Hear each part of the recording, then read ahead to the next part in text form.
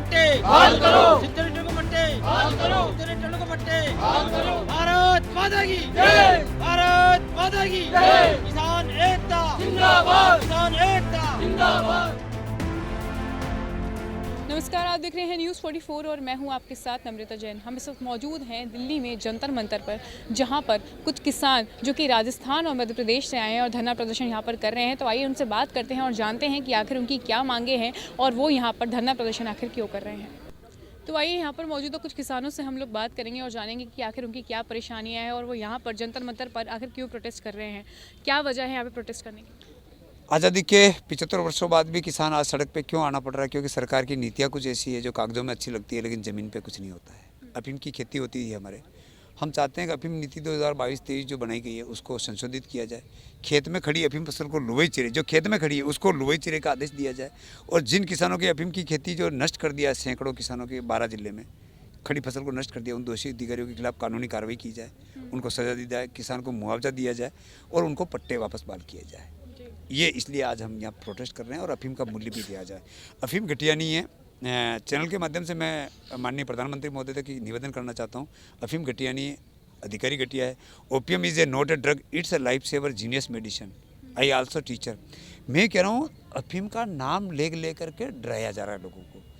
आज जैसे बिजली का बल्ब, बिजली का तार होता है, अगर उसको नंगे तार को छू लेगा तो करंट आ जाएगा, लेकिन अगर उसको प्लास्टिक कोटेड करोगे तो आपका कैमरा चलेगा, फ़ोन चलेगा, पंखा चलेगा। बात वही है, अफीम में भी वही है। इससे 400 प्रकार की दवाइयाँ बनती है। कुछ लालची नेता और कुछ भ्रष्ट अधिकारी जानबूझ करके इस अफीम को ड्रग बोल करके इसको ख़राब करके हमसे खेती को छीन करके कंपनियों को देना चाहते हैं। तो हम प्रधानमंत्री महोदय से निवेदन करना चाहते हैं। 24/11/2013 को हम चित्तौड़ की धरती पर धरना दे रहे थे। उस समय प्रधानमंत्री महोदय प्रधानमंत्री भी नहीं थे, हमारे चित्तौड़ आए थे, तो उन्होंने कहा था चुनाव में किसान धरने पे बैठे। हम आज भी धरना दे रहे हैं। तो माननीय प्रधानमंत्री महोदय, हमारे 1997-98 में रोके गए सारे अफीम पट्टे उनको बहाल करिए और अफीम का पूरा मूल्य दीजिए। मतलब 1 लाख रुपये किलो इंटरनेशनल मार्केट वैल्यू है, तो कम से कम 25-50 हज़ार रुपये प्रति किलोग्राम हमको भी मिलना चाहिए। और मार्फिन एक ऐसा कंटेंट निकलता है, उसको किसान नहीं जानता, उसको वैज्ञानिक नहीं जानता, उस कंटेंट की आड़ में हमारे से लूटा जाता है। भ्रष्ट अधिकारी लूटते हैं, करोड़ों रुपये लूटते हैं, 25,000, 50,000, 1 लाख, 2 लाख, जिसकी कोई सीमा ही नहीं है। तो वो लूट बंद हो जाएगी। और दूसरी बात, जो हमारी अफीम की खेती है तो हमसे पूछ के पॉलिसी बनाई जाए। मैं बीमार हूँ और दवाई इसके कान में डाल दी तो क्या क्या मतलब रहेगा? मैं किसान हूँ तो मेरे से पूछे ना, ये हमसे नहीं पूछते हैं। अब ये नहीं, मन मर्जी से एसी में बैठ कर नीति बना देते हैं, फिर अफीम पॉलिसी ये बना करके किसानों को लूटा जाता है। तो वो अन्यायपूर्ण तरीका हो गया। तो पट्टे जारी कर दिए जाते हैं, बाद में उनको पहले पात्र बना दिया, फिर अपात्र बनकर 40 दिन की फसल होने के बाद उसको नष्ट करते हैं। उसका कोई मुआवजा नहीं। तो हम चाहते हैं कि मुआवजा दिया जाए और जो पट्टे नष्ट किए उनको बहाल किया जाए। ये हमारी मांग है।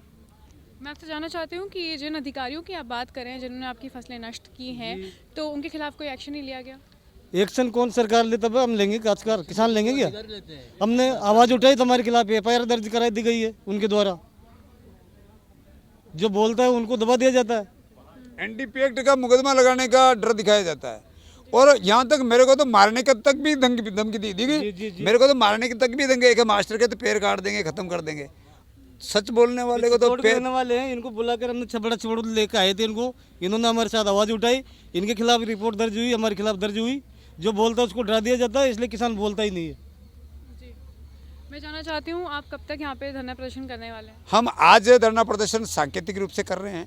हम भारत सरकार को ये कहना चाहते हैं, माननीय प्रधानमंत्री महोदय से कहना चाहते हैं, अगर आपका इसमें मिलीभगत है तब तो हम कुछ कर नहीं पाएंगे। अगर आपका इसमें मिलीभगत नहीं है तो उस दोषी अधिकारी को जेल की सजा हो। राइट?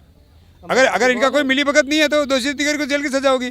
और हम संवैधानिक खेती करते हैं। 97-98 के कट्टे के सारे अफीम पट्टे दो और हमारे जो खेत में खड़ी फसल है उसको लुवई चिरे का अधिकार दो। इन्होंने क्या किया, जानबूझकर हम पे CPS थोप दिया। खेत में खड़ी फसल है उसको हम अभी अगले महीने लुवई चिरे करेंगे, तो वो अधिकार हमको इन्होंने दिया नहीं। आधे को तो लुवई चिरे का अधिकार दे दिया और आधे को लुवई चिरे का अधिकार दिया नहीं। हम उनको भी लुवई चिरे का अधिकार दिया जाए और अफीम का पूरा मूल्य मिले। और अगर माना कि कोई गलती हो रही है, अगर कोई गलती हो रही है तो आप 1 to 1 हमसे बात करें। हमसे बात करेंगे नहीं, एसी में बैठ करके साइन कोड 10 फंडा लगा देंगे और वो जमीन पे मिलेगा नहीं। वो अधिकारी हमसे करोड़ों रुपए का लूट रहा है। आज भी 150 किसान को रोटी नहीं पा रही है क्योंकि उनकी खेती नष्ट हो गई। जमीन पड़त पड़ी है अभी, जिस पर खेती की अफीम की गई थी अफीम नष्ट कर दी गई है, वो ज़मीन अभी खाली पड़ी है, उस पर हम खेती नहीं कर सकते दूसरी फसल बोना टाइम निकल गया दूसरी फसल बोने का।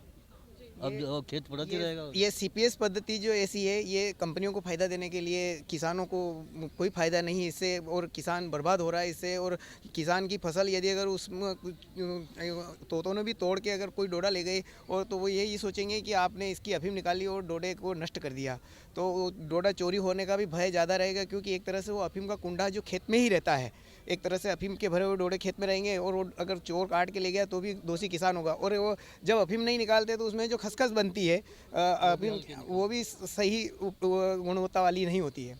तो इसलिए हम सरकार से ये कह रहे हैं कि सीपीएस पद्धति पूर्णतः समाप्त की जाए। मैं आपसे जानना चाहती हूँ कि अफ़ीम के कई ज़्यादा नशे भी किए जाते हैं, कई लोग बहुत ज़्यादा इन चीज़ों में पड़ जाते हैं, तो उनके लिए क्या उपाय है? वो लोग अफीम के नशे में नहीं पड़ते, इसकी तो दवाई बनती है जो जीवन रक्षक दवाइयाँ हैं। यदि अगर ये अफीम नहीं होती तो आज कितने लोगों को कैंसर की दवाइयाँ जो मिल रही है ये नहीं मिलती। इसका जवाब मैं दूंगा, नशे का जवाब मैं दूंगा। Opium is a not a drug, it's a life saver, genius medicine. इसको जानबूझ के ड्रग किया जा रहा है। मुंद्रा पोर्ट पे 3000 किलो हेरोइन पकड़ी गई, क्या किसान लाया था क्या? आज एमडी एक ड्रग आ रहा है, एमडी नशे का एमडी है, तो क्या वो किसान लाया था क्या? मतलब ये नशा और किसी दारू से कोई ज्ञान वैराग्य प्राप्त होता है क्या? अफीम से दवा नशा आ गया था, दारू से कोई ज्ञान वैराग्य आ रहा है? ये किसानों को खेती को छीनने के लिए नशे की दिशा में मोड़ा जा रहा है, और नशे की दिशा में नारकोटिक्स विभाग मोड़ रहा है। किसान 1% दोषी नहीं है। अफीम से 400 प्रकार की जीवन रक्षक दवाइयाँ बनती है। ये हमसे खेती छीन करके विदेशों से आयात करना चाहते हैं, और भारत के किसानों को और भारत को कमज़ोर करना चाहते हैं।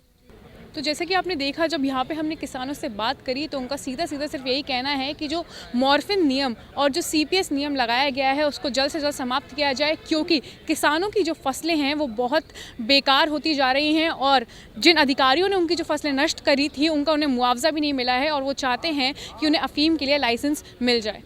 कैमरा पर्सन विवेक के साथ मैं नम्रता जैन, न्यूज़ 44 दिल्ली।